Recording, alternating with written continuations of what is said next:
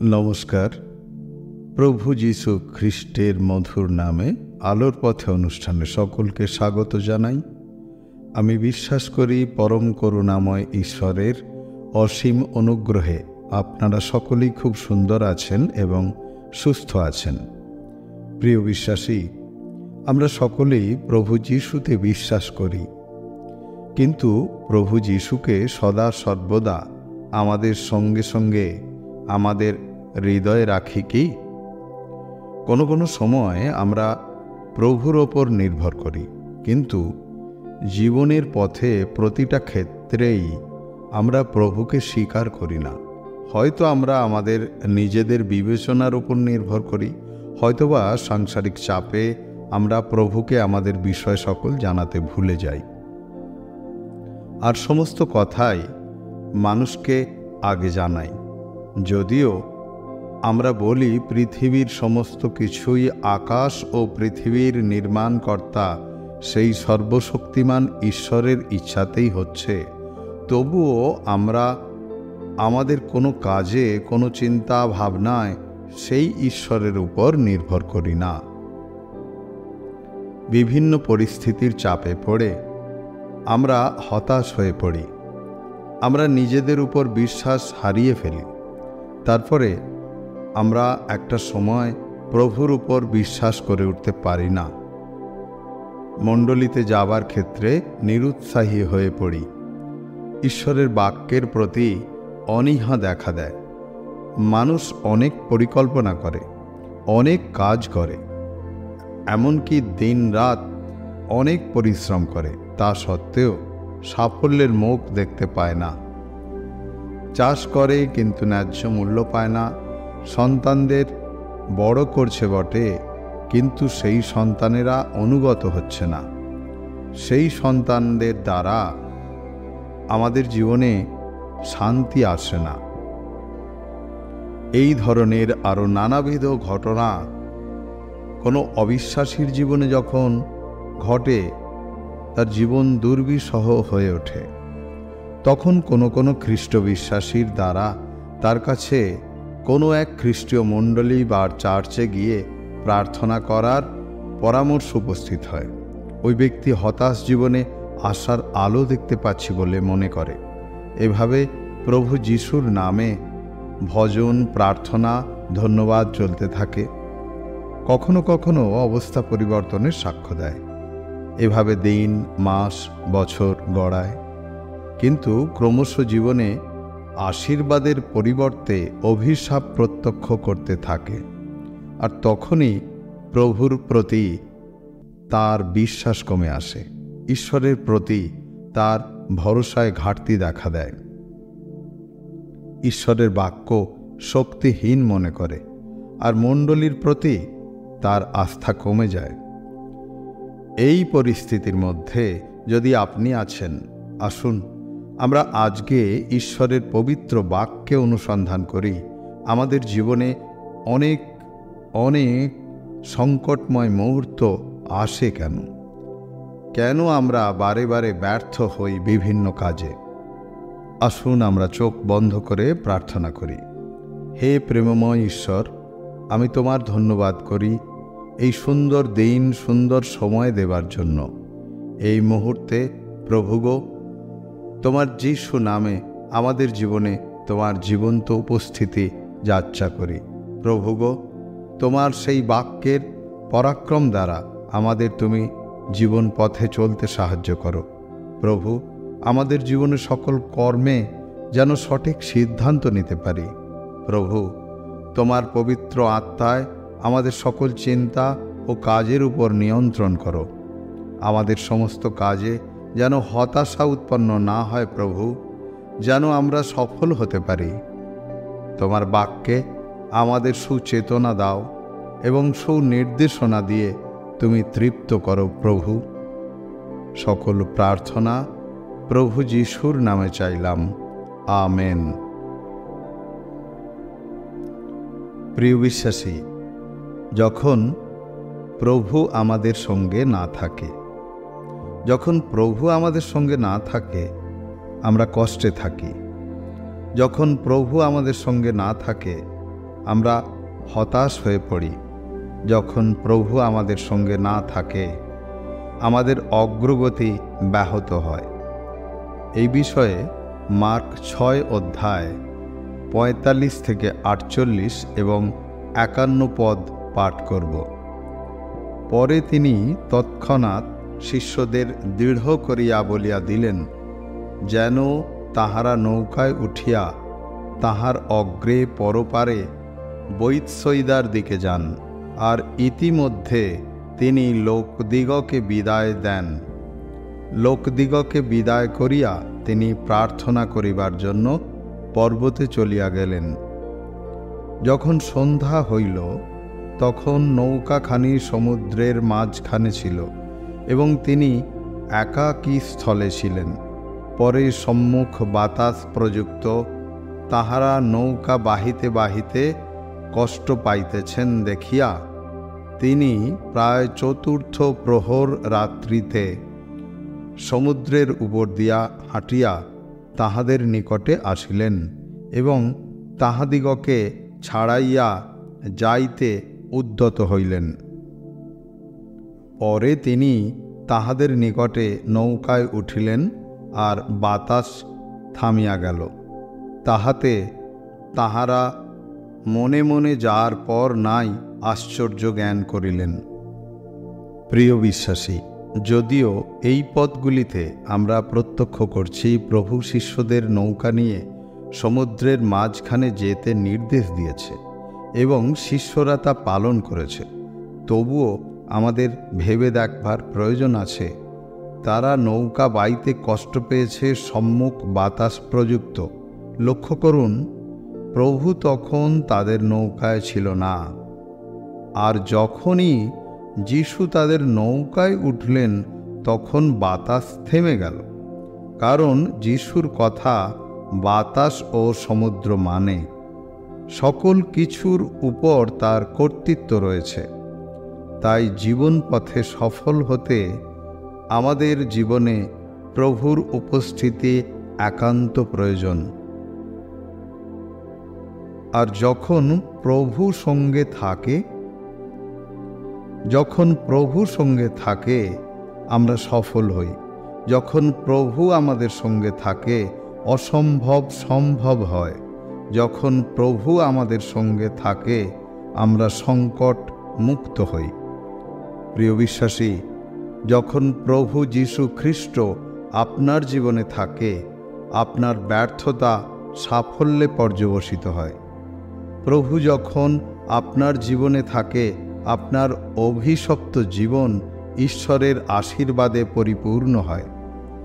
আসুন, পবিত্র বাইবেলের নতুন নিয়মের মধ্য থেকে আমরা দুটি স্থান লক্ষ্য করি যেখানে প্রভু যীশুর উপস্থিতি মানুষের জীবনে অসম্ভবকে সম্ভব করেছে। সংকটজনক পরিস্থিতির মোকাবিলা করা গেছে এবং চূড়ান্ত ব্যর্থতা থেকে সফলতা অর্জিত হয়েছে। প্রথম স্থান লূক 5 অধ্যায় 2 থেকে 9 পর্যন্ত পাঠ করছি। আর তিনি দেখিলেন, হ্রদের ধারে 2খানা নৌকা রহিয়াছে, কিন্তু ধীবরেরা নৌকা হইতে নামিয়া গিয়া জাল ধুইতেছিল। তাহাতে তিনি ওই দুয়ের মধ্যে একখানিতে সিমনের নৌকাতে উঠিয়া স্থল হইতে একটু দূরে যাইতে তাহাকে বিনতি করিলেন। আর তিনি নৌকায় বসিয়া লোকসমূহকে উপদেশ দিতে লাগিলেন।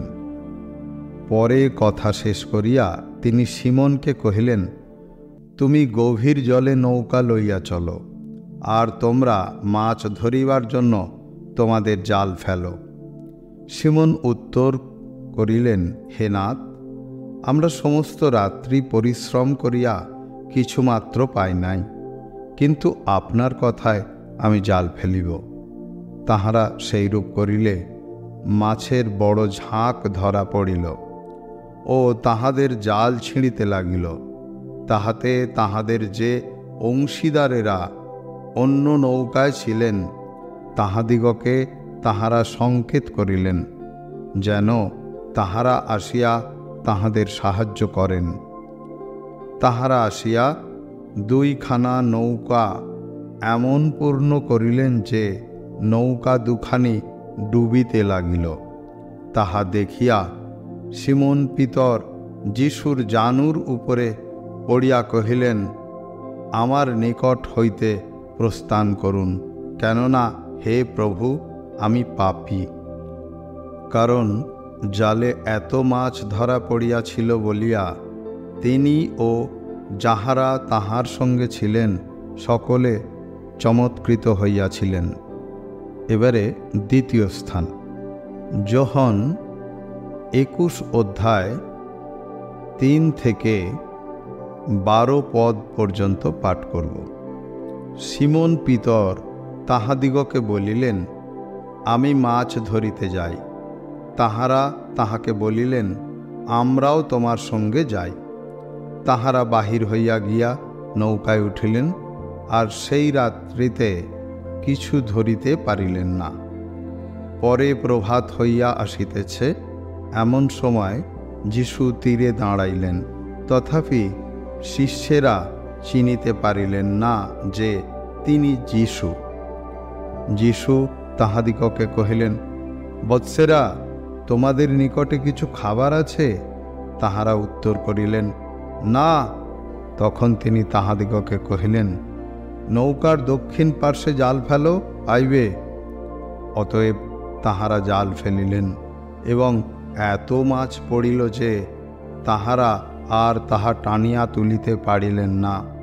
কিন্তু অন্য শিষ্যেরা মাছে পূর্ণ জাল টানিতে টানিতে ছোট নৌকাতে করিয়া আসিলেন, কেননা তাহারা স্থল হইতে দূরে ছিলেন না, অনুমান 200 হস্ত অন্তর ছিলেন। স্থলে উঠিয়া তাহারা দেখেন কয়লার আগুন রহিয়াছে ও তাহার উপরে মাছ আর রুটি রহিয়াছে।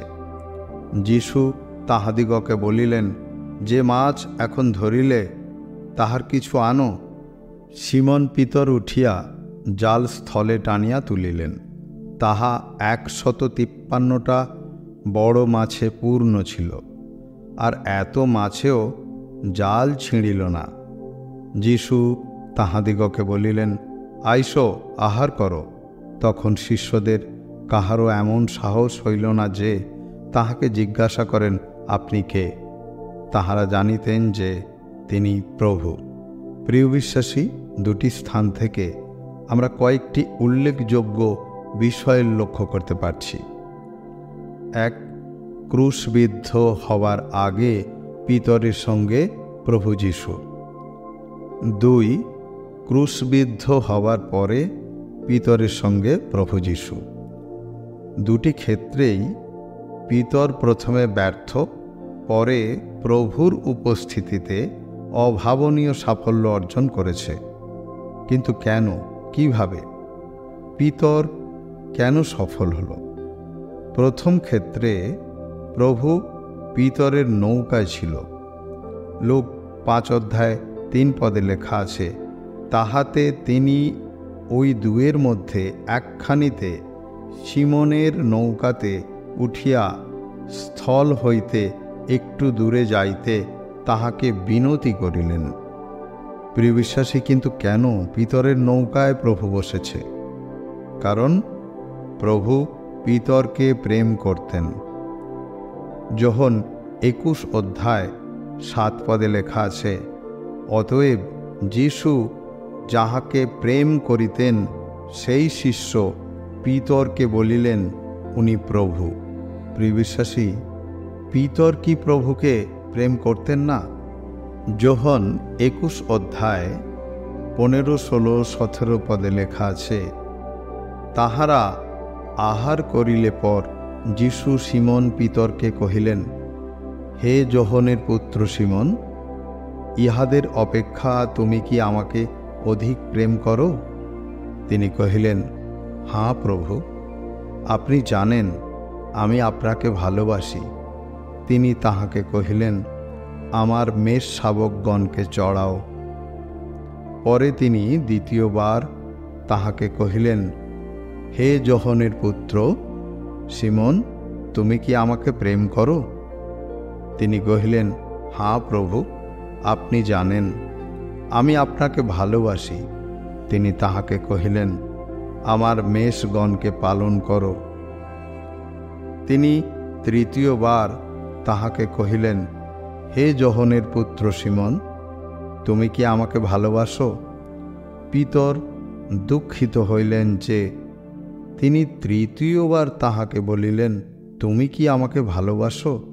আর তিনি তাহাকে কহিলেন, প্রভু, আপনি সকলই জানেন, আপনি জ্ঞাত আছেন যে আমি আপনাকে ভালোবাসি।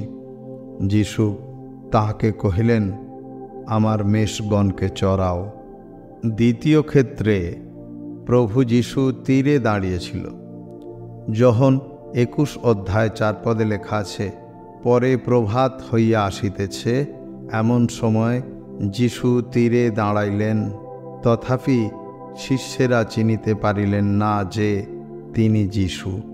পিতর ঈশ্বরের ইচ্ছায় নির্ভর করে সফল হয়েছে। প্রিয় বিশ্বাসী, দুটি ক্ষেত্রেই পিতরের সাফল্যের কারণ কি, এটাই আমাদের বড় প্রশ্ন। পিতর প্রভু যীশুকে প্রেম করত, শুধুমাত্র এটি সত্য নয়, আরও কারণ রয়েছে। প্রথমত, দুটি ক্ষেত্রেই পিতরের জীবনে প্রভু যীশুর উপস্থিতি রয়েছে। দ্বিতীয়ত, পিতরের নিজের অভিজ্ঞতা এবং দক্ষতার উপর গর্ব বা অহংকার ছিল না। লূক 5 অধ্যায় 5 লেখা আছে, সিমন উত্তর করিলেন, হে নাথ, আমরা সমস্ত রাত্রি পরিশ্রম করিয়া কিছুমাত্র পাই নাই, কিন্তু আপনার কথায় আমি জাল ফেলিব। তৃতীয়ত, পিতর বাক্যের বাধ্য ছিল, বাক্য অনুসারে কাজ করেছে। লূক 5 অধ্যায় লেখা আছে, পরে কথা শেষ করিয়া তিনি সিমনকে কহিলেন, তুমি গভীর জলে নৌকা লইয়া চলো, আর তোমরা মাছ ধরিবার জন্য তোমাদের জাল ফেলো। তাহারা সেইরূপ করিলে মাছের বড় ঝাঁক ধরা পড়িল ও তাহাদের জাল ছিঁড়িতে লাগিল। তাহাতে তাহাদের যে অংশীদারেরা অন্য নৌকায় ছিলেন, তাহাদিগকে তাহারা সংকেত করিলেন যেন তাহারা আসিয়া তাহাদের সাহায্য করেন। যোহন 21 অধ্যায় লেখা আছে, তখন তিনি তাহাদিগকে কহিলেন, নৌকার দক্ষিণ পার্শ্বে জাল ফেলো, পাইবে। অতএব তাহারা জাল ফেলিলেন, এবং এত মাছ পড়িল যে তাহারা আর তাহা টানিয়া তুলিতে পারিলেন না। সিমন পিতর উঠিয়া জাল স্থলে টানিয়া তুলিলেন। তাহা 153টা বড় মাছে পূর্ণ ছিল, আর এত মাছেও জাল ছিঁড়িল না। আমি বিশ্বাস করি ঈশ্বরের বাক্যের মধ্যে দিয়ে ঈশ্বরের রব আপনার শুনতে পেয়েছেন। আসুন আমরা এখন থেকে মুখে প্রভু যীশু না বলে অন্তরে প্রভু আমার, ঈশ্বর আমার বলে স্বীকার করি। আমাদের সমস্ত ভাবনার ভার তার উপর দিই, তার ইচ্ছা অনুসারে চলবার জন্য উদ্যোগী হই। আজ এই পর্যন্তই।